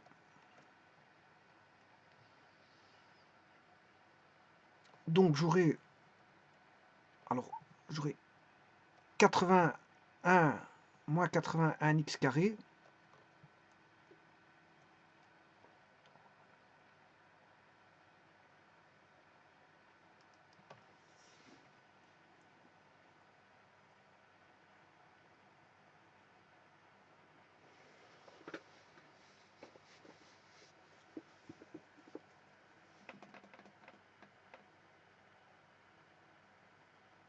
Non, je me suis trompé là. Parce que le carré, il n'est pas là. Hein. Le carré, il est là. Ça change tout. Bon. Alors, je vais faire un produit remarquable de ça.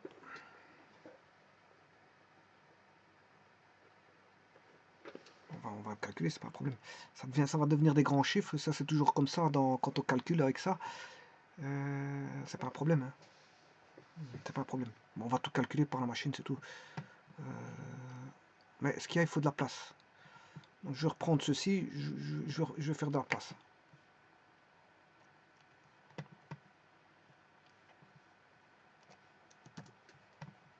Parce que j'écris tellement en grand que pour finir, chaque ligne me faut une page.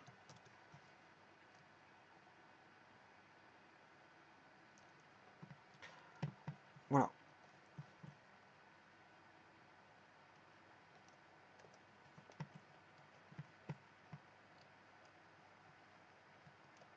Vous avez une équation du second degré sans plus. Hein. X carré. Bon, déjà pour ça, je vais mettre le x carré à gauche. Je vais faire égal 0. Alors, on aura ça, comme ça c'est déjà fait. On n'a pas oublié notre carré ici, comme je l'ai oublié tout à l'heure. Alors j'aurai 81 fois, là, x carré, moins 2 fois 384 000, je vais le calculer tout de suite. 2 fois 384 400. 768 800. 768 800. Alors celui-ci va me poser un problème. Pour éviter qu'il m'évite un grand problème, je vais mettre 3400 voilà, au carré, je calculerai par après. Voilà. Moins x carré. 81 étant là, égale 0. Égale 0. Bon. Je vais distribuer, ça fait 81 x carré moins x carré. Alors c'est celui-là moins x carré, ce qui fait 80. Je vais mettre directement 80 pour éviter d'avoir des longueurs. Voilà, ça fait 80 x carré. 80 x carré. Alors, je n'ai plus de x carré ici.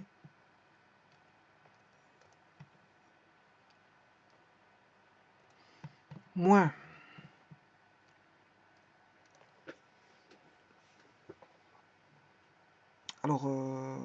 je vais mettre 768 fois 81.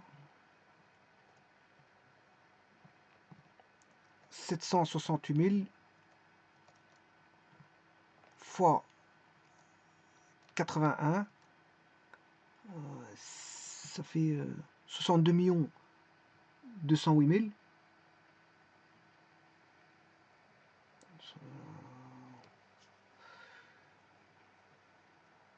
J'espère que je ne me trompe pas. Le double produit 384 000. Si je fais x2, c'est bien juste. Je dois faire x81.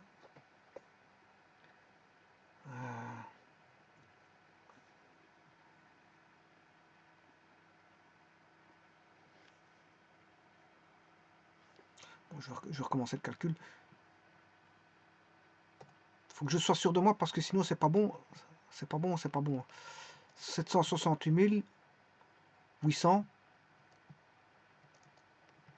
fois 81. 62 272. Voilà. Mais ça, c'est en... ouais. Je dois le mettre en mètres en plus. Parce que là, c'est 768 800 kilomètres. Ça va poser un problème parce que je dois tout mettre en mètres. Les unités sont en mètres. Donc, je dois faire x 1000.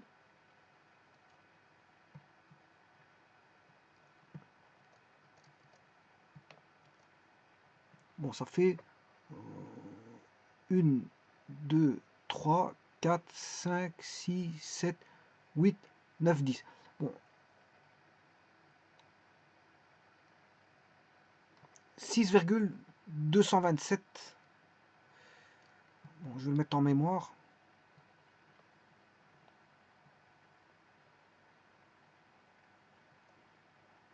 C'était pas ça qu'il fallait pour mettre en mémoire. Bon, de toute façon, je me rappelle du nombre. Je me rappelle du nombre, c'est pas un problème ça. 6,22 700. Je sais plus.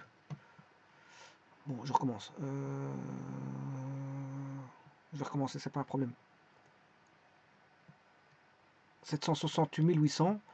768 800 fois 81.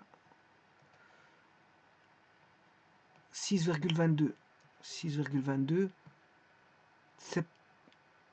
728. 22 728 fois 10 10.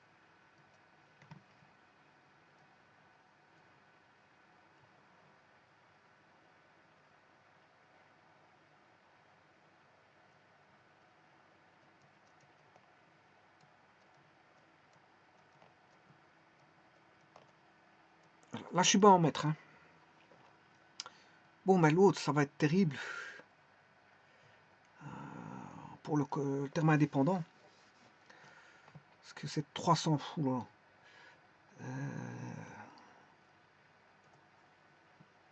Parce qu'il ne faut pas oublier de faire x81. Donc c'est 384 400. 384 400 au carré fois 81. Bon, ça fait 3, 6, 9, 9.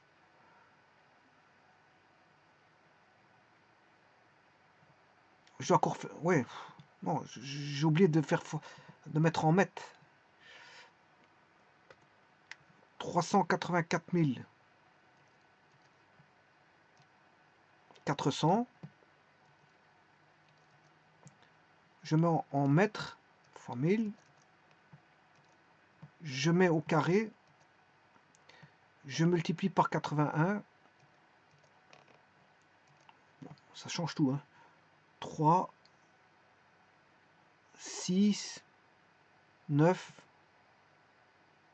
Bon, autant, je sais pas si je peux le copier ça.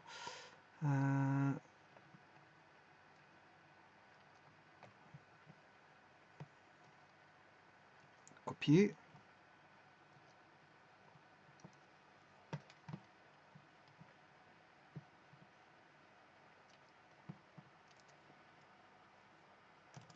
Si, je peux le copier.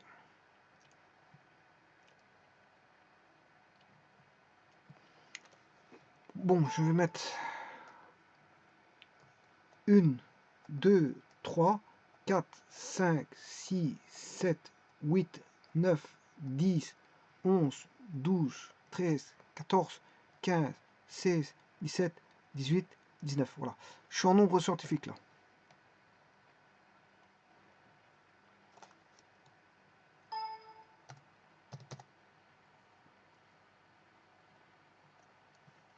Je suis en nombre scientifique. Et il faut résoudre l'équation du second degré ici.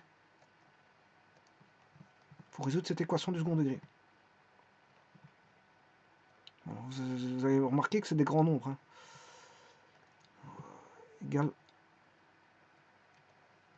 Égale 0.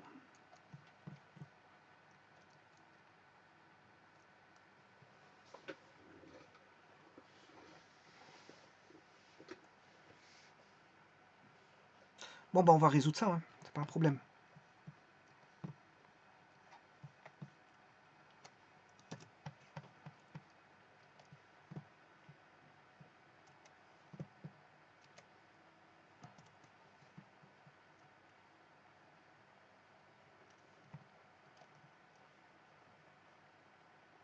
Bon, on va avoir encore un grand nombre, mais c'est pas... Maintenant, avec les copies, ça va aller beaucoup plus vite.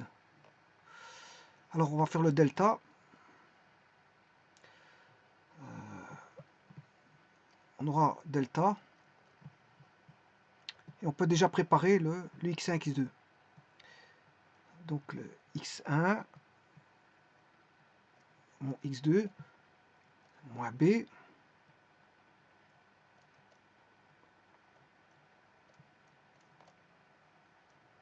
Moi,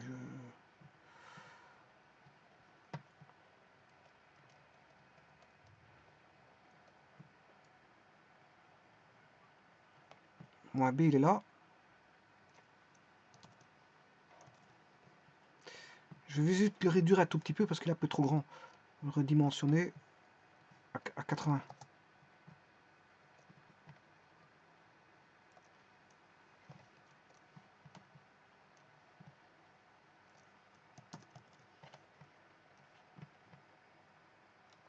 Ça, c'est le moins b. Alors, on va tout diviser par 2 fois 80, ça fait 160. Ici, il y aura plus la racine carrée de delta, là moins la racine carrée de delta. Et puis, on va tout diviser par 180. 160. 8 fois 2, 16.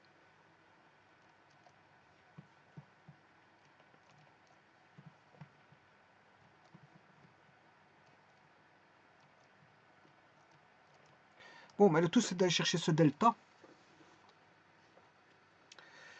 Alors, je vais calculer ce delta. Hein. B carré.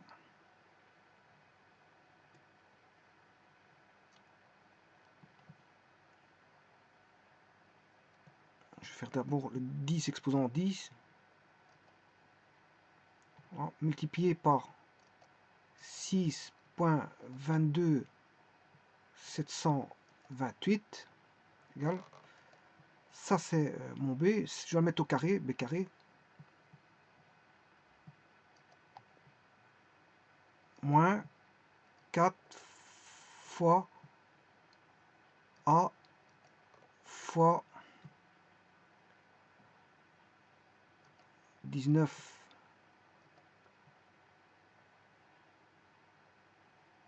fois 1 point 196 88 32 16. Voilà. C'est ça. Je vais faire édition copier. Oui, mais je dois chercher la racine carrée. Ouais, je vais quand même le copier. Édition copier. Alors, je vais l'inscrire ici, le delta. CTRL V. Ça, c'est 1, 2, 3, 4, 5, 6, 7, 8, 9, 10, 11, 12, 13, 14, 15, 16, 17, 18, 19.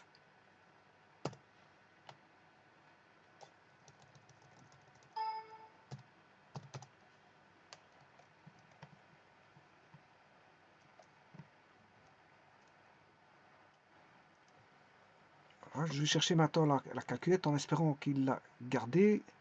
Le résultat, ouais, c'est ça. Ouais, les 3 calculettes étaient au-dessus, je ne l'ai pas remarqué. Enfin bref. Je vais faire la racine carrée.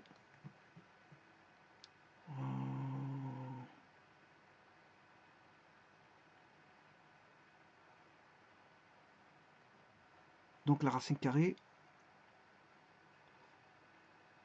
xy 0,5. Voilà.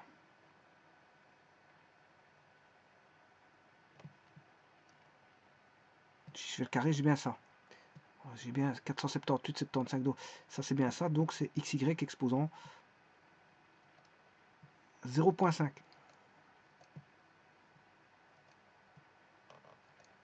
Voilà. J'ai besoin de ceci. CTRL C. Édition copier. Oui, je peux faire CTRL C aussi. Hein, il le prend. CTRL V. 1, 2, 3, 4, 5, 6, 7, 8, 9.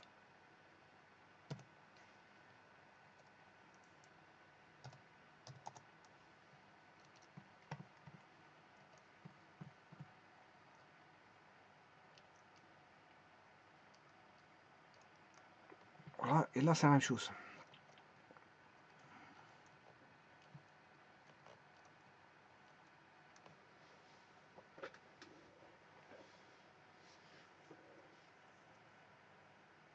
Alors, il y en a une qui va me donner une réponse négative, faudra la rejeter. Hein. Normalement,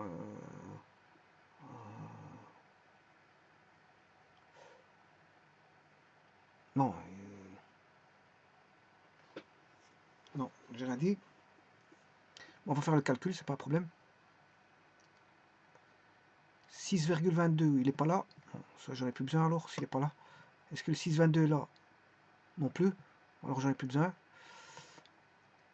Est-ce que le 6,22 il n'est pas là? Par contre, j'ai le 6,9.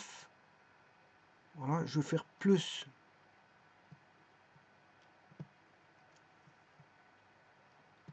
6,10 exposant 10.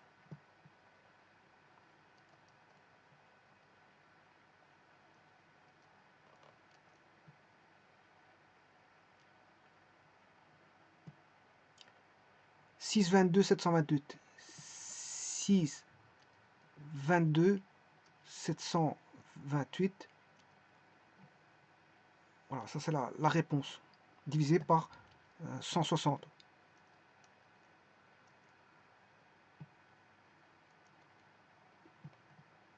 Voilà. Et ça, c'est en mètres.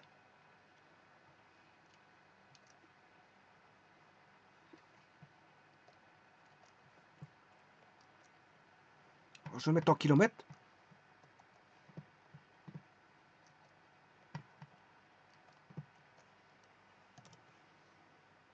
Ça, c'est en mètres. Ce qui fait ceci. 43 245 km. Voilà. Bon, alors, je vais calculer le second.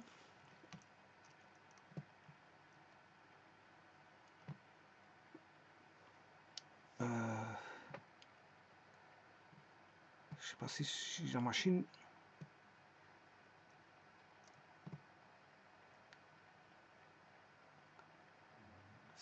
10 exposant 9.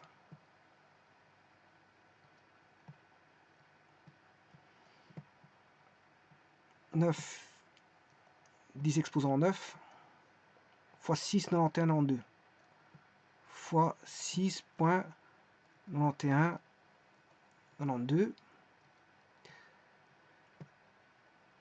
Là, je vais mettre un moins.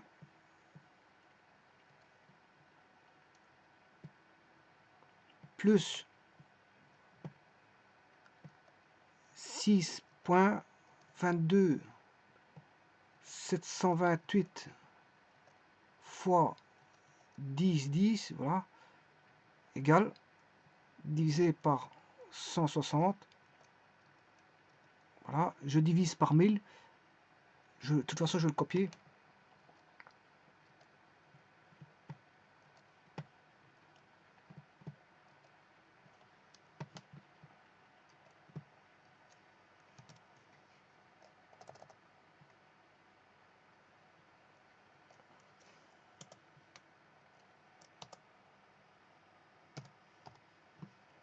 La distance Terre-Lune, je ne sais plus combien elle faisait.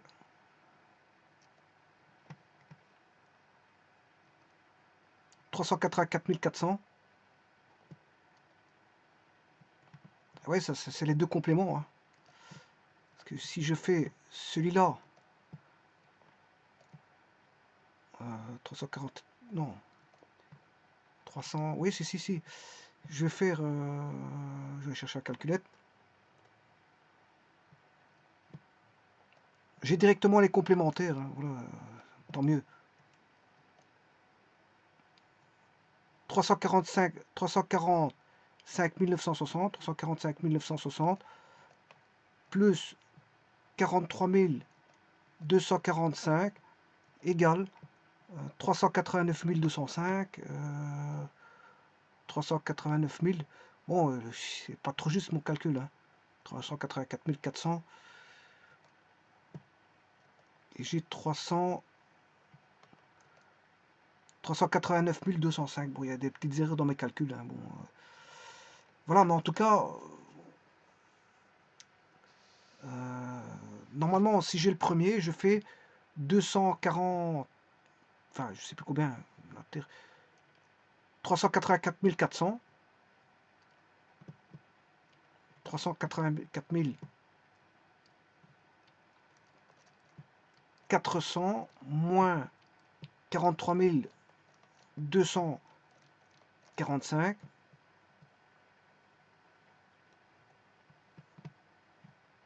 384 000, bon, ça va, 384 400 moins 43 245, vous avez 341 155, 341 155. Bon, il y a un petit décalage entre ces deux-ci, bon, de 4000 km. Voilà, c'est dans les calculs. C'est probablement dans les calculs. C'est la précision au niveau des calculs. Bon, il y a 4000 km de différence quand même. Voilà. 4000 km, voilà. Bon, j'aurais pu calculer avec plus de précision, mais voilà. Je joue aussi avec des grands nombres. Il faut faire très attention à ce qu'on fait. Alors, ça, c'est x1. 43 245.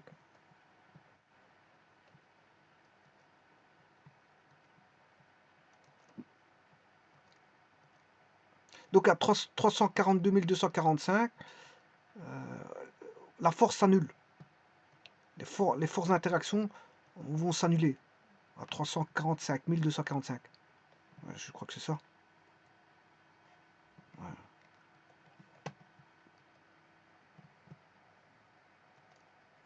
À 43 245. Les forces s'annulent.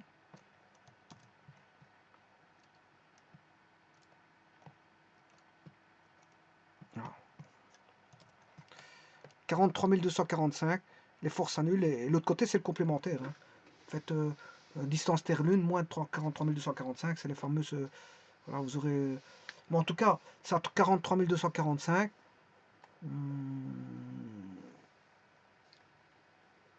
Les forces vont s'annuler.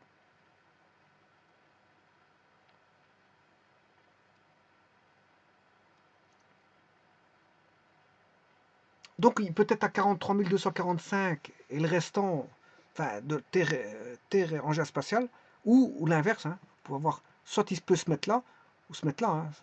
En tout cas, s'il se met là, bon, les forces d'interaction s'annulent, et si la distance engin spatial Lune fait 43 245, et le restant, vous aurez compris combien ça fait.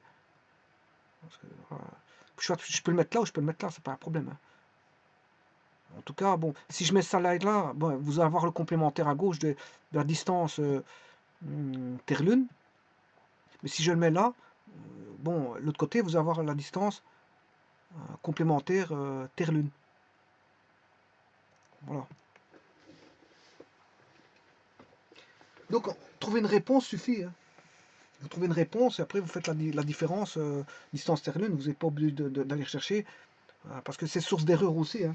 Quand vous calculez avec des grandes valeurs comme ça, si vous calculez des racines carrées, des tralali, tralala, autant le faire une fois. L'équation du second degré, je suis d'accord, il y a deux solutions, mais vous en trouvez une et puis faites la différence pour avoir la distance Terre-Lune, hein. Enfin, pour avoir la distance engin spatial et le complément, pour avoir le complément.